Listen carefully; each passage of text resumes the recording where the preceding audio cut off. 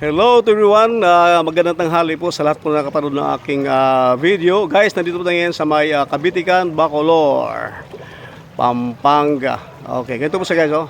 Ito po dati ang dinaanan to guys, halos napakababa, ay napaka-okay lang po daanan to.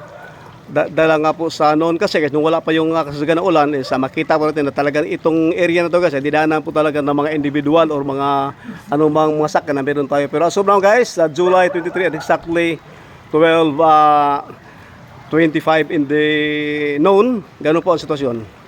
Halos hindi na po talaga siya madaanan ng tao na kung wala po tayong ibali mga accessories o masakyan para po tayo makatawid. Napakalalim ito guys, so halos lagpas biwang na po ng tao or halos sa kabuuan ng tao ay nasakop na po sa laki po ng tubig ng ganito.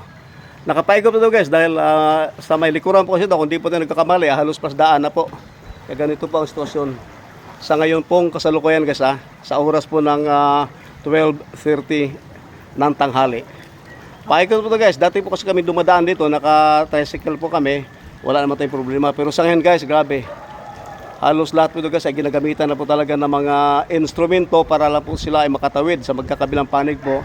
Dahil sa laki po talaga ng tubig, sa tuloy-tuloy pong pagbagsak po ng ulan na wala pong hitigil.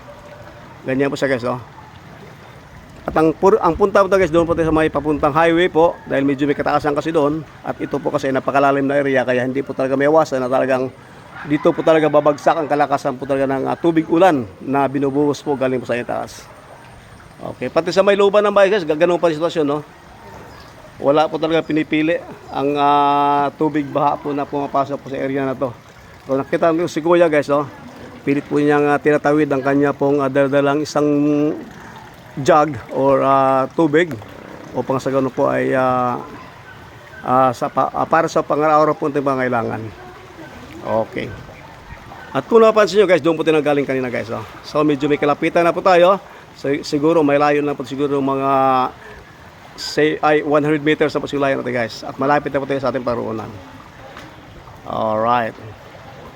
So naging aware lang po sa sitwasyon nito guys. Kaya sa lahat po ng mga taga rito or nakapanood po na aking video guys, ito po ang sitwasyon nito guys. Kaya kung halimbawa nagbabalak kayo pupunta rito, alam nyo po ang sitwasyon na kailangan po natin gagawin para po tayo ay makatawid po sa ganitong sitwasyon.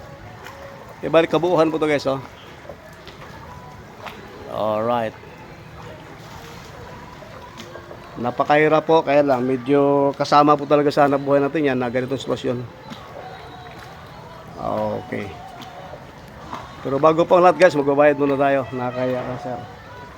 Pwede na yan sir? Oh, sige, sige sir. Okay. Okay, so nakaawa kasi si sir kasi. Okay. Thank you. So, malapit na lang po tayo. Alright. So, shout out po sa lahat guys na nakapanood po na aking video.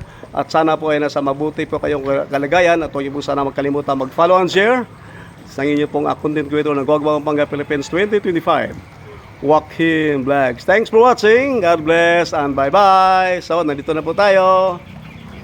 Alright. Oh, meron pang troso. Okay.